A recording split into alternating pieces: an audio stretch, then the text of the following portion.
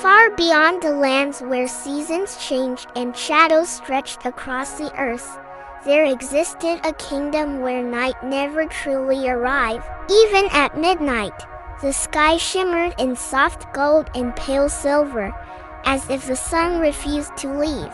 The people lived in endless daylight, their lives untouched by darkness, their world bathed in constant warmth. They believed it was a blessing. At the heart of this glowing kingdom lived Princess Elara, known as a child of the sun. From the moment she was born, the sky had brightened, and the elders declared that her life was bound to the light itself. As long as she lived within the palace walls, the sun would never set. The kingdom flourished, crops grew without rest, flowers never closed, and the people never feared the unknown that darkness might bring. They celebrated the princess, guarded her, and reminded her constantly of the importance of her role. But no one ever asked how it felt to carry the light of an entire world. Elara grew up surrounded by beauty, yet separated from it. She was watched, guided, and protected at every moment. She was never allowed to step beyond the borders or experience anything that might disturb the fragile balance of their endless day. And so, while the world around her shone brightly, something inside her remained incomplete. She had never seen the night. She had never seen stars. She had never known what it meant to rest in darkness, to feel the quiet stillness that comes when the world pauses. To everyone else, the absence of night was a gift. To Elara, it felt like a missing piece of something she could not name. Sometimes she would stand at the farthest tower of the palace, staring out toward the distant horizon, wondering what lay beyond the glow.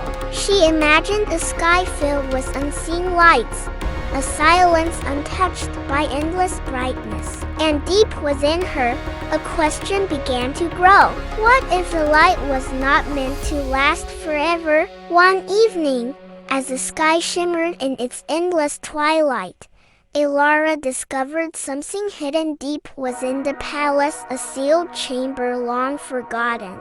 Drawn by curiosity, she stepped inside. The room was cold, untouched by sunlight. At its center stood an ancient mirror, its surface dark and still. As she approached, the reflection she expected did not appear. Instead, the mirror showed her something she had never seen before. A sky filled with stars. The night was never gone. It was only hidden. We bound the sun to our crown, but the light has a cost. And I hold the key. A choice had taken something essential from the world. For the first time, she understood her role not as a blessing, but as a balance that had been broken. That night, if it could be called night, Elara made a decision. She left the palace. Slipping past the guards, she walked toward the edge of the kingdom, toward the place where the light weakened and the horizon blurred. Each step felt heavier, as though the sun itself resisted her movement. When she reached the boundary, she hesitated. Behind her lay everything she had ever known: safety, duty, expectation. Ahead of her lay the unknown. But something within her whispered that the world was meant to be more than endless day. With a steady breath, she stepped forward. The moment she crossed the boundary, the sky began to change. The golden light dimmed, fading into shades of blue and violet. The air grew cooler, quieter, as if the world itself was exhaling after holding its breath for far too long. And then, above her, the darkness opened. Stars appeared countless, shimmering, alive. Elara stood still, her eyes wide with wonder. The beauty of it overwhelmed her, not with fear, but with peace. It was not empty. It was not something to be feared. It was necessary. Behind her, the kingdom began to shift.